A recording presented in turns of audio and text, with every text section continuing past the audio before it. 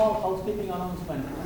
We have found the Gian SBI account, and one of our volunteers, Mr. Prem Mishra, is agreed to do all the money transfer.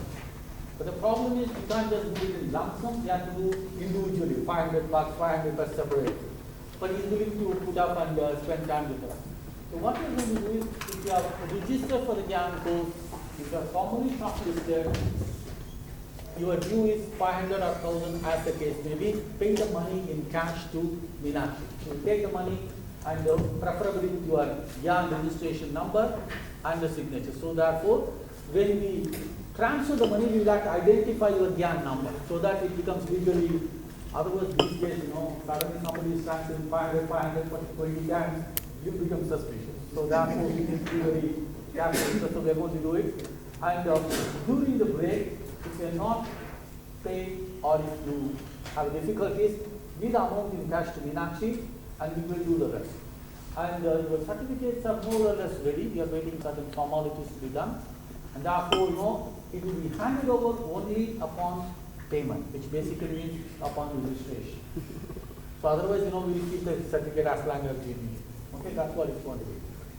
And today we are getting into the political aspect of safety. So far we talked about anthropological, sociological issues, and almost we map them where they are located, what are the difficulties, how do you find them, what is the cultural contours of them. Today we are getting into much the political part of the issues, especially in terms of the immigration to Israel, in terms of religion, in terms of race, and how the new states accepted them when they immigrated to Israel. The number is not very large, but today when you talk about in the Israeli context, people use the word like NRI, people of Indian origin, the Jews of Indian origin, and the number varies. And the number normally I come across is about 150,000. And sometimes I wonder how do you get 150,000 when the Jews in India was extremely small over a period of time. But that's the number people normally during the cultural events and others, they put up the number, about this many numbers are there. Probably, one had to find out how they multiply so quickly.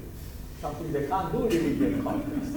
And if only we knew that people are a sizable community in India itself, instead of talking about 5 Jews in Cochin or maybe one in most other places, you have to shut down the synagogue because there is nobody to maintain it.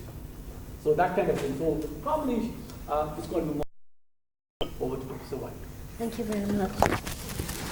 I want to open and say that I'm beginning to get a bit sad because suddenly it's the end of the lectures and it's all gone so fast. When I came it was all very strange and now I've got used to all of you and I wish I could continue with you as my students, so I'm a bit jealous of you and so this is making me a bit sad. I'm in your place. Yes.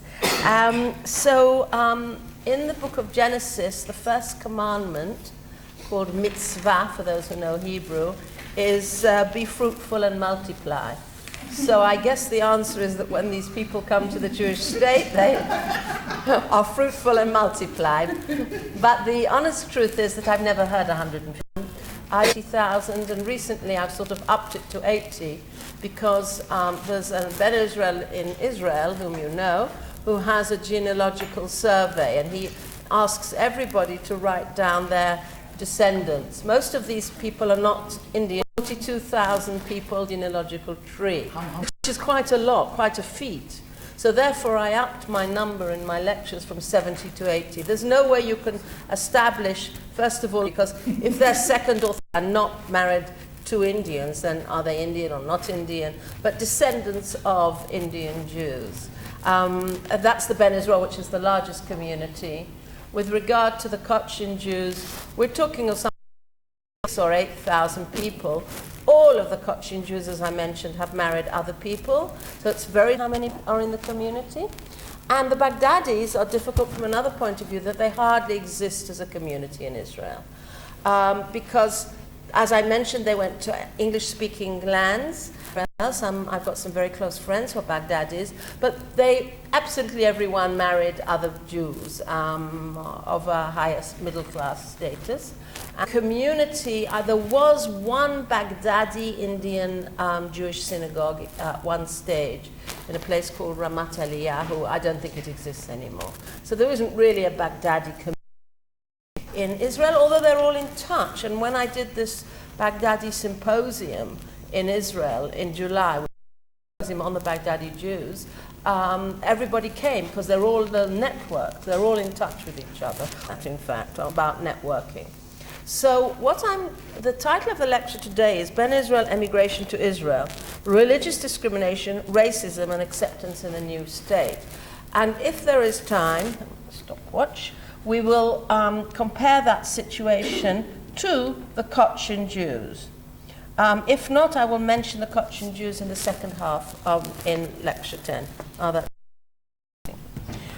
So the Ben Israel emigration to Israel is, in my opinion, once the State of Israel was declared, the Israel aircraft industries came out to Bombay, and the aircraft industries in the British and transportation industries, and they recruited a certain number to go out to Israel. These were the middle class, white-collar people speaking English, and those came out to Israel. And then in the 50s, very, very early 50s, emissaries from the Jewish agency, we've talked about them, came out and said, you have to go and live in Israel. But already from 1935, there were branches of various Zionist cultural associations set up in Bombay. But I'm starting my narrative from the State of Israel's declaration because I want to focus on Israel today. So groups started coming out in the early 50s. And the first groups, which is interesting, were settled in kibbutzim, in kibbutz. Now, there's nothing more antithetical than Indian way of life, and we're talking of the Ben Israel, we're not talking of Baghdadis, we're not talking of Kochinis, between the Ben Israel way of life, which is probably more similar to all of your way of life, and the kibbutz, which is a communalist, in those days, socialist, regimented place, where in those days they took the children to children's homes to be brought up. They separated them from their parents and put them in separate children's homes. They thought it was the new socialist era where they were going to do that. Not every kibbutz in Israel did this, but the ones that they sent the Ben Israel to did do this. And they were secular. And the Ben Israel had dreamt of a sort of religious state. And they were totally shocked by all of this. And then some Ben Israel was sent to what they call development towns. I always make people laugh when I say development towns are those ones that are underdeveloped. So, so they went to, there was a large population in those days in the town of Beersheba, which is where one of our students studied recently, where your student studied recently. And it was it was in the middle of the desert, quite underdeveloped in those days. And by about 1953, the Ben Israel there were outraged at all the other Jews, all these noisy other people who'd come from North Africa. Note that they were not settled with other English-speaking people. Not all the Ben Israel were English-speaking, but most of the ones that came out at the beginning were. They weren't sent to the same places that the American Jews were sent to at the beginning. They were sent to these outlying places, or kibbutz. Kibbutz, there were English-speaking people. And we'll talk separately about the kibbutz and the development towns. In the development town, one Ben Israel wrote saying, I went into the grocery store and I wanted white bread. And they said, you can't have white bread because you're black. So you can only have black bread. Now, this is you have to see this in its time frame. First of all, it's very amusing because today, I don't know what it's like in India, but in Israel, all the fancy people, upper middle class, all want black bread because it doesn't have that wheat, which is no good meal. So everybody wants black bread. But in those, even when I came to Israel, I was a bit horrified. Everybody's eating white bread. I think you're still eating white bread, those square loaves. Like in another 5 years, you'll be having black bread, like us. Brown bread. Okay, brown bread. You know, we call it, yeah, brown bread, black bread.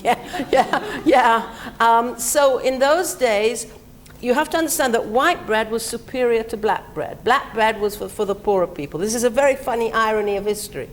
In addition, you have to understand, and you have to understand this in historical political terms, that there were no black people in Israel. The blackest were the Iraqis, who weren't black. And in Indian framework, they were quite fair-skinned. And yet, so there were no Ethiopian Jews in those days. There were no Africans. There were North Africans who were not dark-skinned particularly. So the blackest people of all, or the darkest colored skin people, were in fact the Ben Israel, who in Indian constellation are quite fair-skinned, to be honest. I mean, even compared to people you see all around, they're quite fair-skinned as a group. But they were considered the darkest people, darkest skinned people in Israel. So they were already perceived everything in racial terms. They interpreted the man in the grocer saying to them, you can't have white bread, in racial terms, and it may have indeed been racist. It could well have been racist, in the same way that the Ethiopian Jews today, who are less quiet, they are screaming, saying, we are being discriminated because we're black.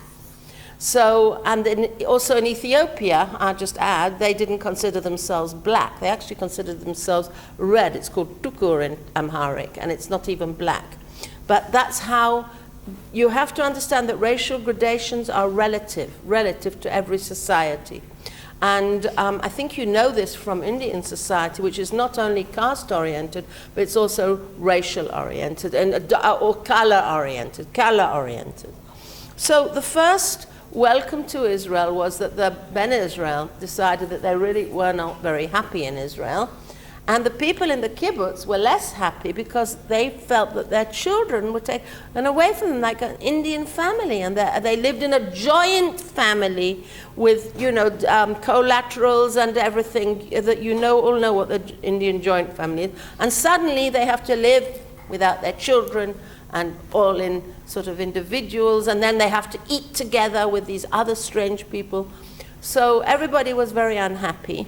So the Indians, the Ben Israel did a sort of very Indian thing, I must say, interpreting it that way. And they wrote a letter to David Ben-Gurion, the Prime Minister of Israel, and they said, we're very unhappy here. The Jewish agency paid for our flights over. We want to go back. It was the first demonstration. They did a small demonstration in the state of Israel. It was all hushed up. If you ask the regular Israeli if they've heard of this demonstration, we'll come to another one later, they've never heard of it. They've never heard of this incident. Anyway, in brief, in order to hush it all up, 137 people were returned to India. I know some of them. Some of them are my friends. And they were returned on flights paid for by the poor Jewish agency who wanted to hush the whole thing up and everything. So they sent them back to India. Then a few years later, of course, they weren't doing too well in Bombay, and they realized that where they'd been living in Israel was, even under terrible conditions in Israel in the beginning of the state, was still better than the conditions they were living in Bombay, in the tenement houses.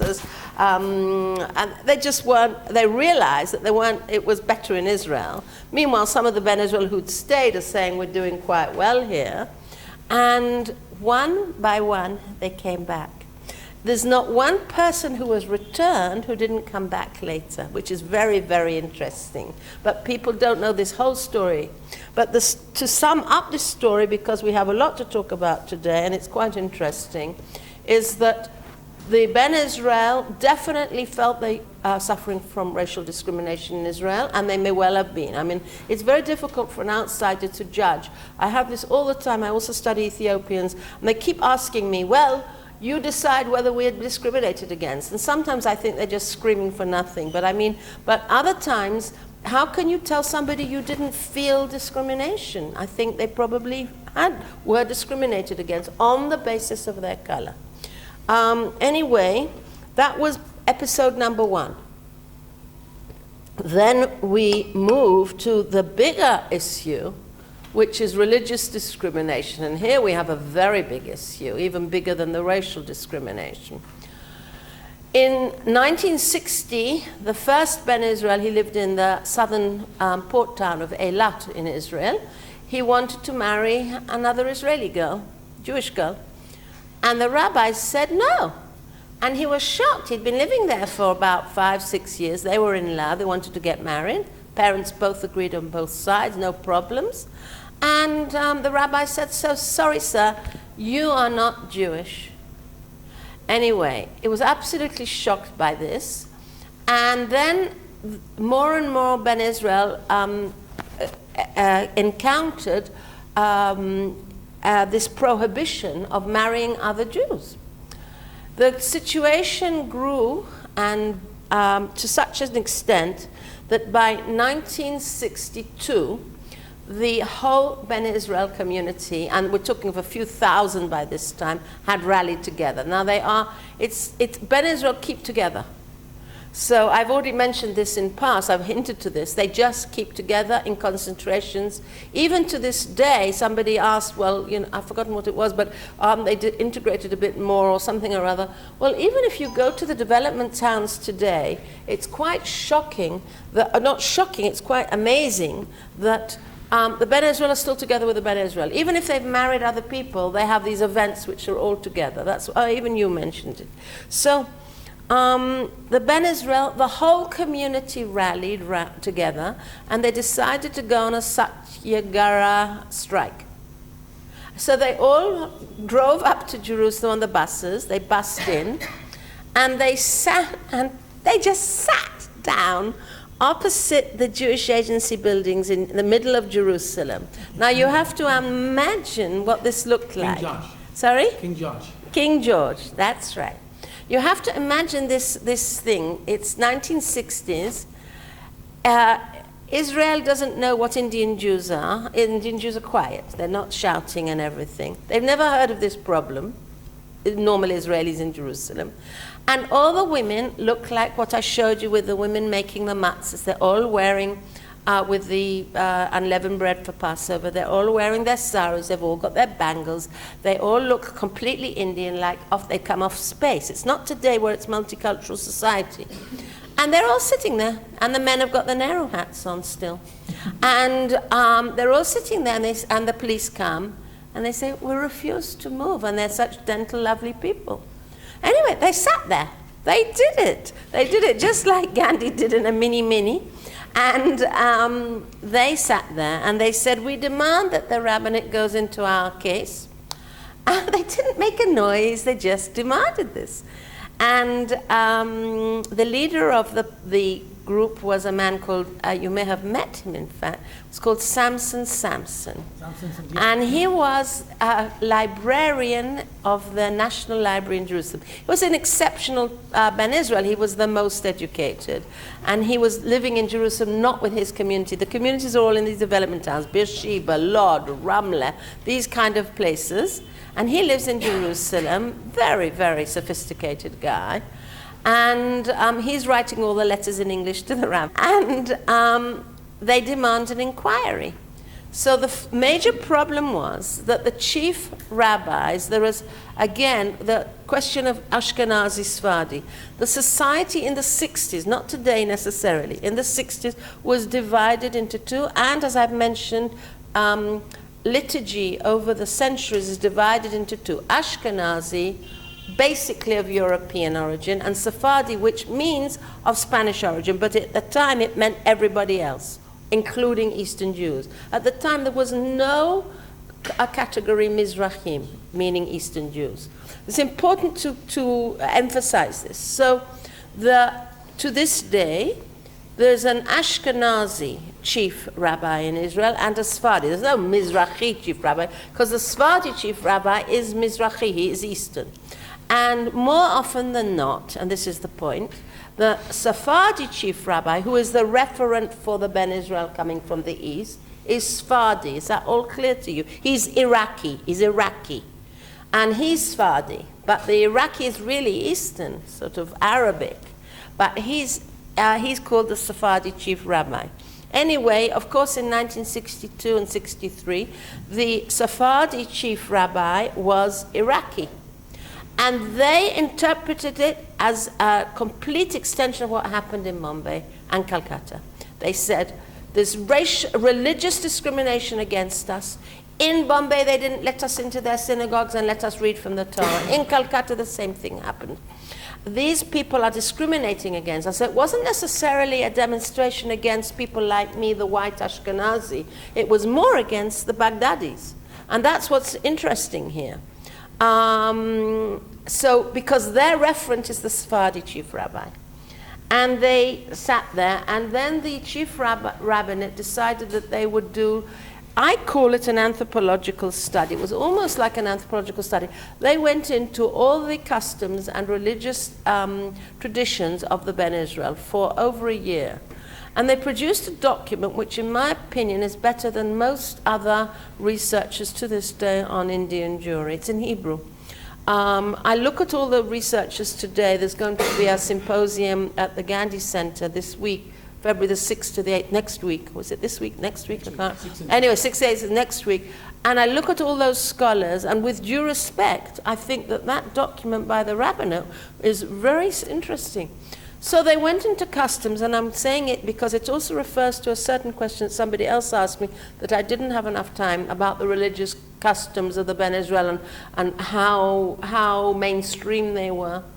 So it goes into the religious customs, and it says, oh my goodness, we've just discovered that there was no widow remarriage in India. Now, this custom, which I'm using this term, widow remarriage, is familiar to you lot.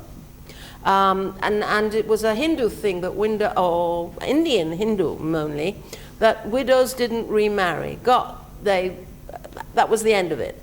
I mean, and one or two in the colonial era sat on the funeral pyre. There's a big debate about it now, were pushed to the funeral.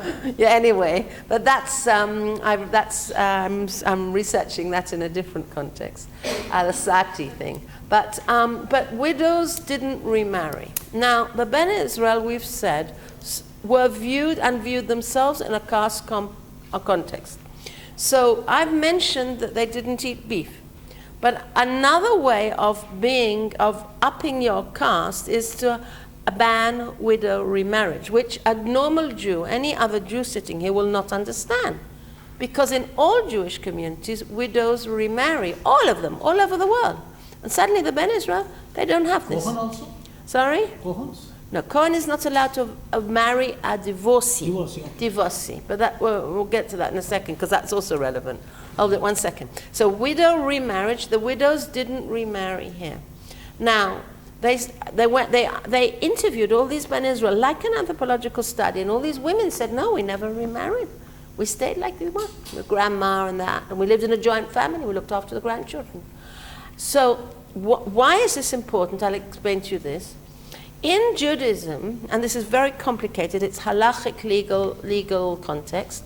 In Judaism, if a widow remarries, you have to be very careful whom she marries. First stage, it's getting complicated. There was levirate marriage, like in the Bible, where the brother had first rights over the widow. But nobody ever did this in Judaism except in biblical times.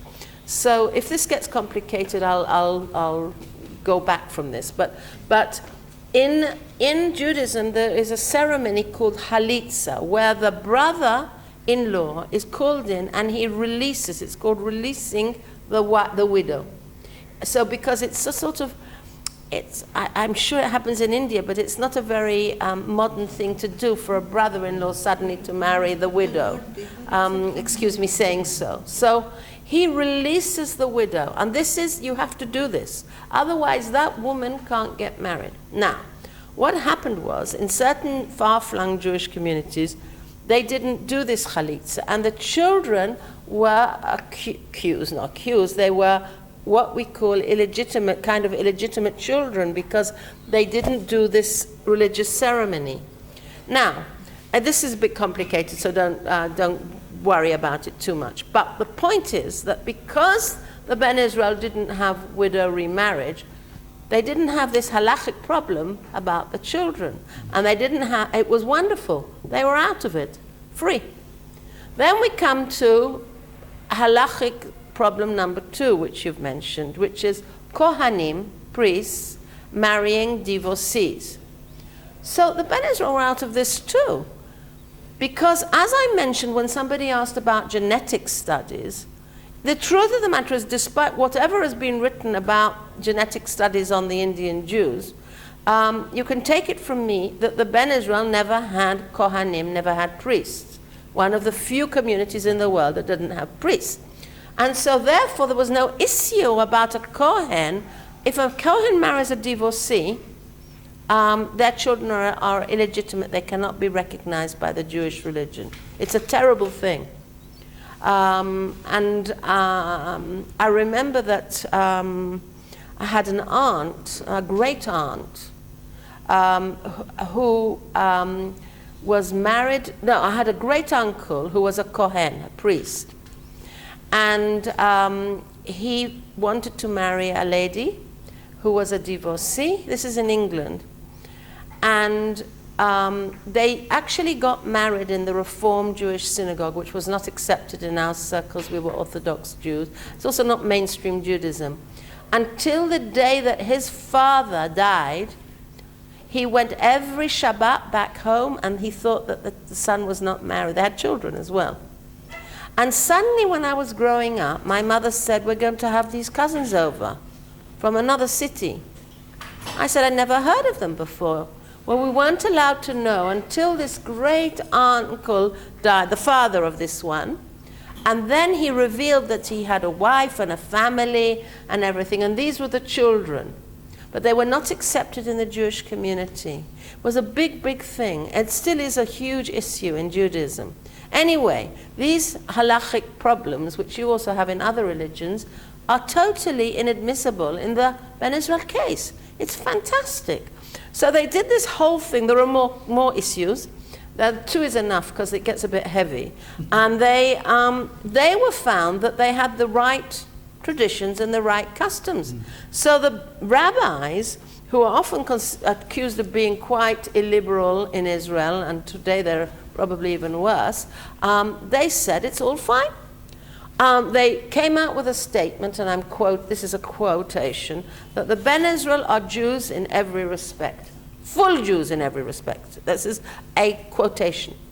And this was actually repeated in the Israeli parliament. It was ratified in the Israeli parliament. That was in 1964. So, when we talk of religious discrimination, it could well be, again, they feel very, very, very strongly today that they were discriminated against religiously. When I started meeting the Ben Israel, that's all they could ever talk about. And they kept saying to me, you're going to clear our name. I'm quoting, you're going to clear our name. And there's this stigma on us. And in truth, in the 1970s, people didn't want to marry the Ben Israel because they were frightened that they weren't full Jews. And every so often, like in the 1980s, at the very end of the 1980s, I was really sort of quite young, and Samson took me to the chief rabbi's office. I was so frightened, I remember. And he said, you tell them, there's been another case where a rabbi in a town called Petach Tikva refused to marry a Ben Israel with another Jew. You tell them that they're Jewish. So I was sitting there going, well, this is what your documents said, that they're full Jews and it's all okay. And there were 1 or 2 of these incidents over the years, but it's really died out.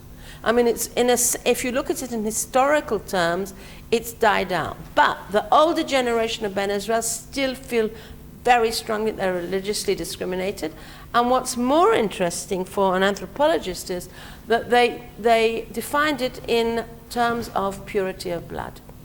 Now, it's really interesting because no other Jewish community would do that. They kept writing letters to the editors saying, isn't our blood as pure as other people's? And things like that. There were dozens of letters in the 60s about that. Even the 70s, it went on like that.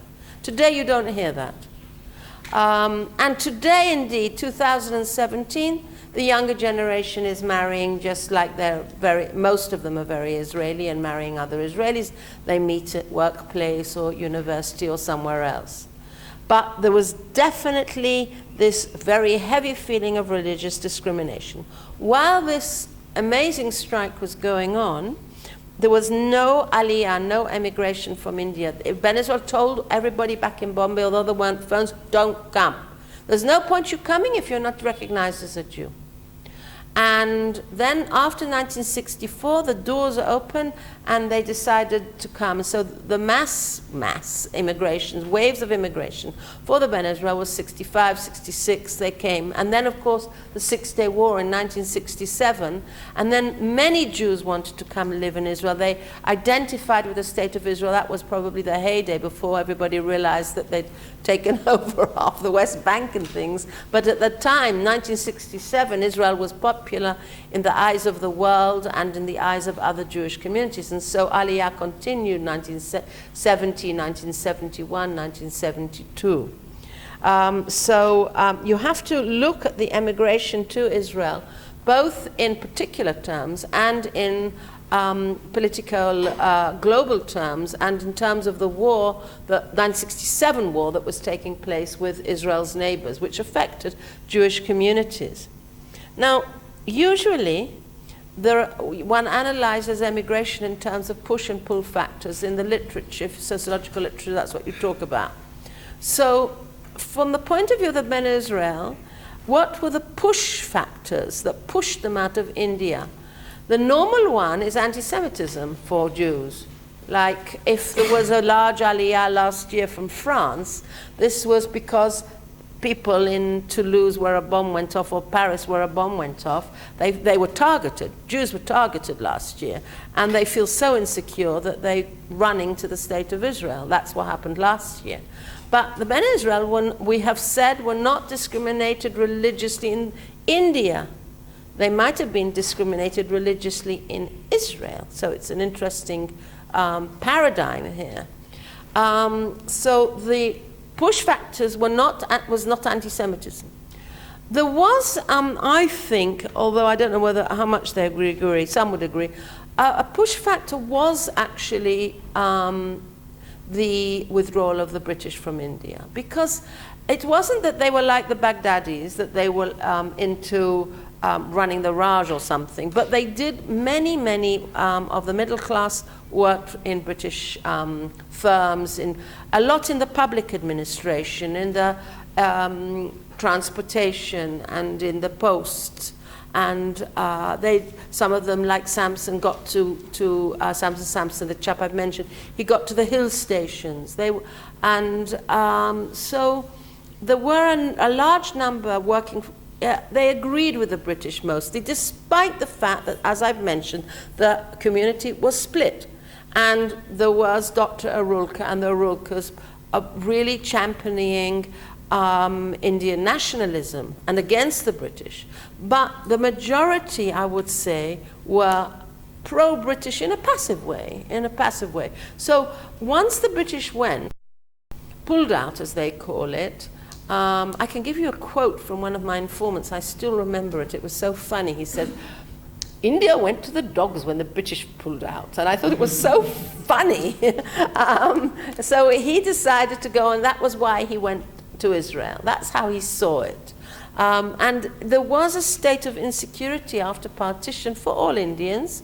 They felt insecure. They weren't sure how the new India would relate to Jews. In truth, it didn't relate much, in historical terms again, in retrospect, it didn't relate much differently from what it related before. In other words, the Jews were well accepted. But I should think that there was a huge sense of insecurity in the early 1950s, which was, or even 50s and 60s, we could say. But you have to also take into consideration that until this day, the Jews haven't been declared as a sort of minority. We talked about this, except in Maharashtra Strait now, very recently. It's all very, very, very recent. But you have to take this into consideration. There was this insecurity. So we've discussed this racism. We've discussed religious discrimination, rather negative things that happened.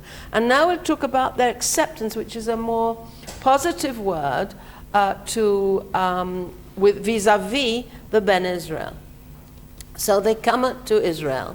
They are scattered in concentrations in what we call development towns. A word about development towns. Development towns, as I said, are underdeveloped. They are not the main cities. The main cities are Jerusalem and Tel Aviv and Haifa. And the other cities they put lots of new immigrants, because they put meaning, because this is a new creation, it's a new state. So the places where the Ben Israel were settled, they didn't choose that, was Beersheba, a place called Dimona, which is in the south of Beersheba, because don't forget, a lot worked in Israel Aircraft Industries. Lod, it's called, Ramleh, and then there are two port towns, Ashdod and Ashkelon. They have concentrations there. And then some of them, then even down in Eilat, the southern port, there was a little community. And then some in Haifa, but not in the nice places of Haifa. They're called the Krayot, the development towns, and right up in Kiryat Shmone. Now, at first they were settled there, like all immigrants were told where to go. And then those people from the kibbutz, nobody stayed. I mean, I know about 5 families who stayed. They all left the kibbutz eventually. So in general terms, sorry? No. I mean, maybe 3. No. Only Kochinis on the Moshav. So they live in towns because they used to, after they'd left the Konkan, they moved to towns, cities, Bombay, So they lived in these development towns. They created communities. They created India in Israel, in these places. And then if somebody comes today and wants to live in Israel, they usually say, can I go to Beersheba? Can I go to Lud? Can I go to Ramla? Because their family is there. They're still very family conscious.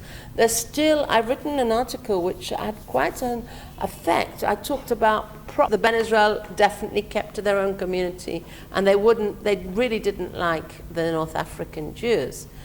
And then you had odd situations. You had people from very educated families who came on Aliyah in the 60s, and the official at the port in Haifa where they came in, he said, well, where would you like to go? So I've got a friend who said she'd like to go to Tel Aviv, and she's like me.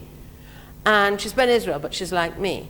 And the officials said, well, you can't go to Tel Aviv because, and she's speaking to him in English, and his English is lousy.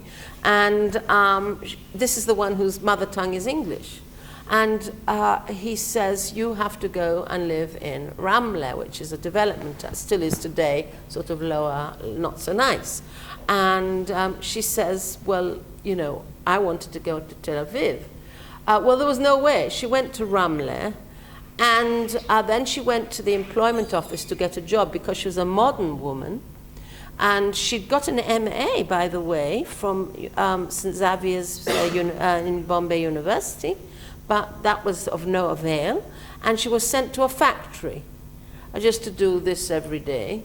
And they thought Indians are Indians. They didn't understand that some Indians are educated or some are a bit different. And India was very much associated in the 70s, I'll put it, with being primitive. This is before India became Israel's best friend, and everybody wants to come to India, and now it's this romantic place where all of you are all very spiritual. That's what Israelis think today. I think I've summed it up. This whole idea of associating India with the primitiveness, primitivity, I don't know what the noun is, but any primitiveness, I think, was very much the dominant way where Israelis looked at Ben Israel. I should point out that most Israelis, and I still say this, most Israelis had never heard of Indian Jews. And most Israelis had never come in contact with Indian Jews, certainly middle-class Israelis. So the ones who came in contact, you have this irony, the ones who came in contact with the Ben Israel were these North Africans in Dimona, Beersheba, and in these places.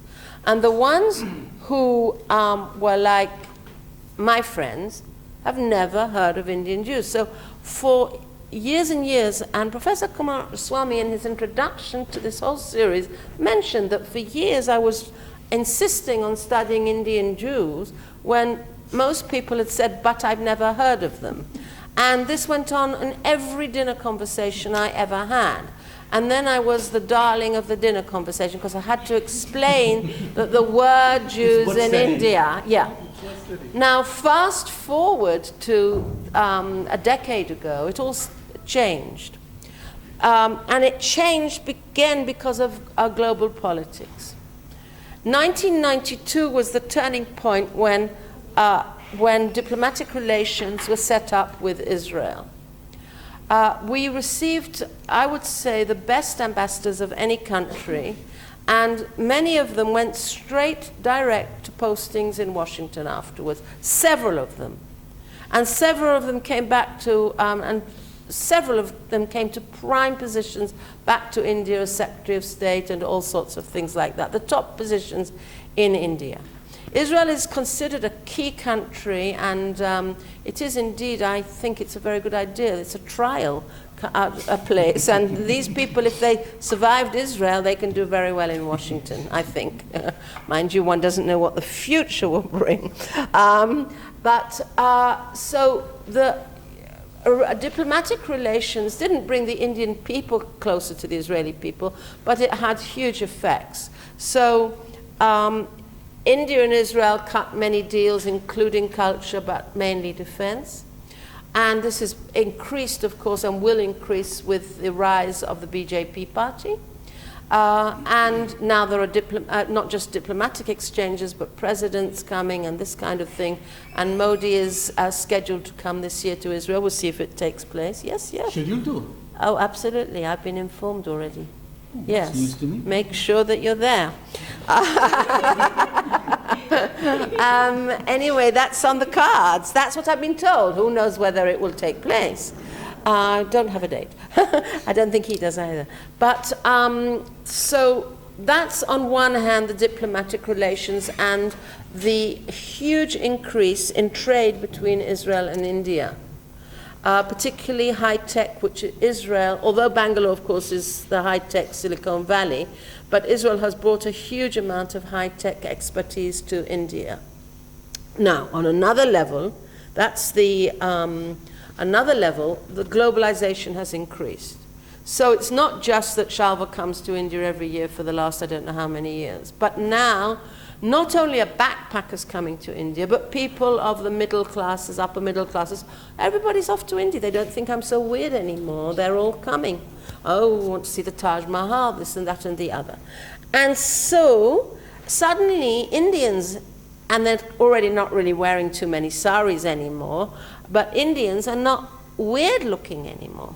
And in addition, with globalization, you have the opening of increase in aliyah of other groups. And I will particularly mention here the Ethiopian Jews. And suddenly what was black in 1950 is fair-skinned in 2017. The Ethiopian Jews are now really black, much darker skinned, and they're yelling about racial discrimination and religious discrimination, which we won't go into here. Don't ask me what's the thought. That will also take a long time to explain. But they are the ones suffering from religious discrimination and racial discrimination as perceived by them. And so everything has changed. There's also multiculturalism.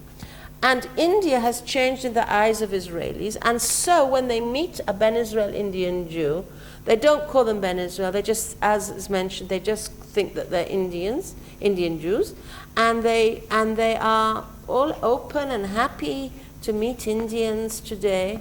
So the acceptance has really only, in my opinion, started only about a decade ago. It's flourishing now.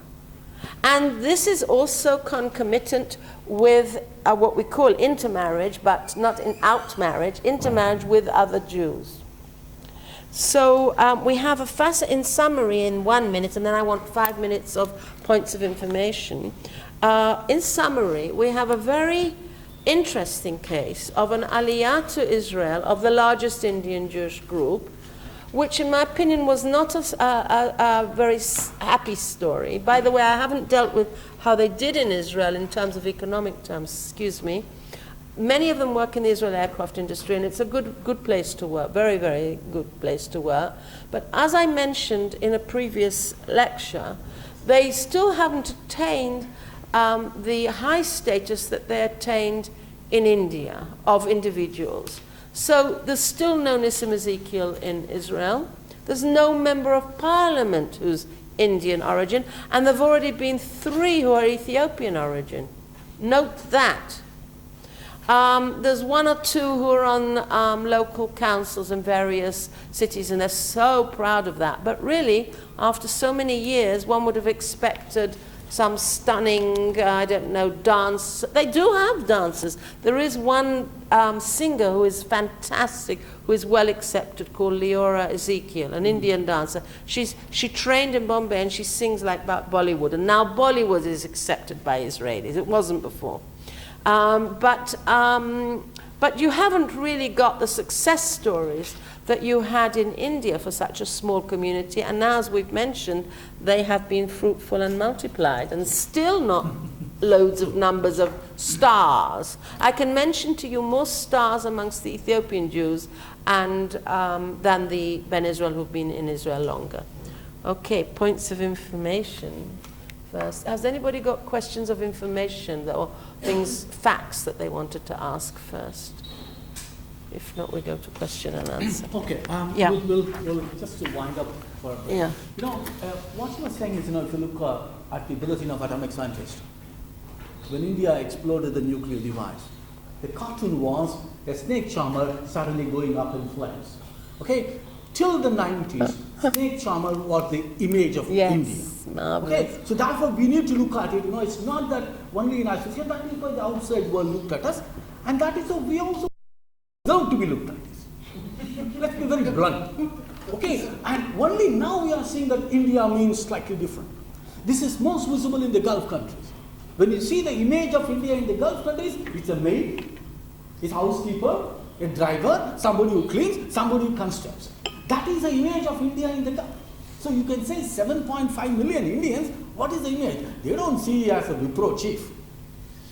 Okay, they see you still, making and something. So that image problem we always have. The second thing is, as I said in passing, as long as India did not recognize and establish diplomatic relations, the Jewish community in Israel was on the back foot. They have to be apologetic, and I'm really sorry, you look nice, but why your country is not recognizing me? That's the question people ask me. So that's the kind of things, the absence of relationship put the Bani Israel and everybody on a back foot. They could not even openly say, I'm proud to be somebody from India. It's only after 92 it happened. And today India is not a strange thing to Israel. So when I first went to Israel in 88, as a student, I was interviewed in the Royimula, the Saturday program. That's prestigious. Okay, that's the World This Week. Yeah. I was asked to interview, I was interviewed for the program. That is my first television interview way back in 88. That's very unusual. So that, and then the president saw it.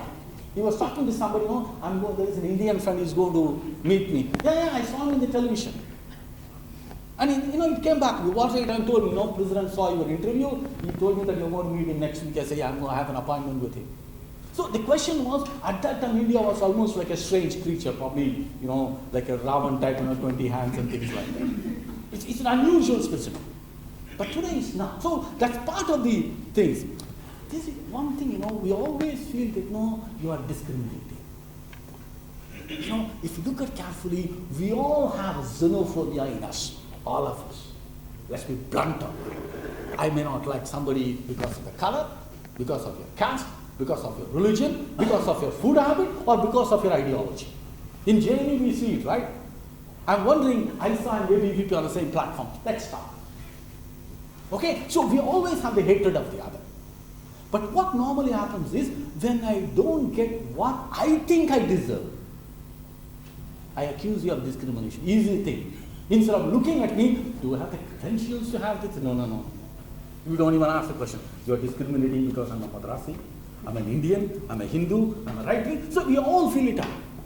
The first question is, do you actually deserve it? We don't ask the question. So the discrimination part is there. But there is a larger context. If you look at Zionism, the tension between Ashkenazi and Sfaradi, in the sense, who came first? And the Ashkenazi were the one who actually built the state. Okay? And the Sfaradi simply walked in after 48 and got into a new building. That is an attitude people have. Okay? I built the state from 1920s, turned the state upside down, created Jewish homeland, everything.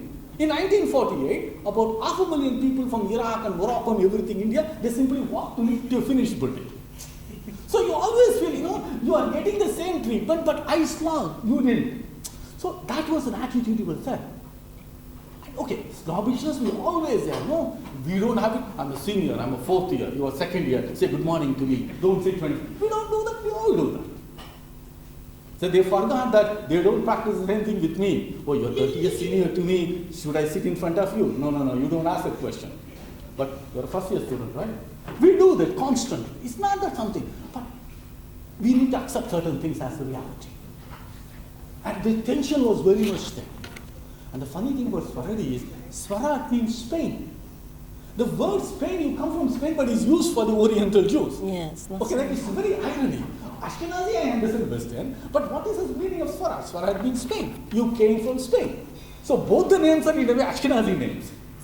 It's not a Sfaradi in the sense. That is where the Mizrahi term comes up.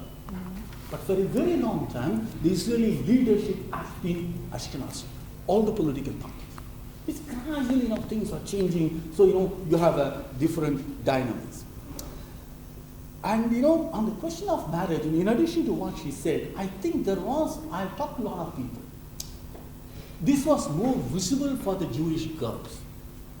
Quite a few people actually said, no, there is not enough or good men to whom I could marry my daughter. That was one of the reasons which people pushed them to look at Israel as an option. This was one of the cases people said in the 60s, there was a pushback in addition to Britain and everything. Gradually they found out, in my community, I can't, my daughter is well established, well good, but I can't find a groom for her. So that was one of the reasons why people decided to move into Israel in that context. And we can discuss, on the Samson. I actually asked him, how come your first name and the second name is the same? Oh, yeah.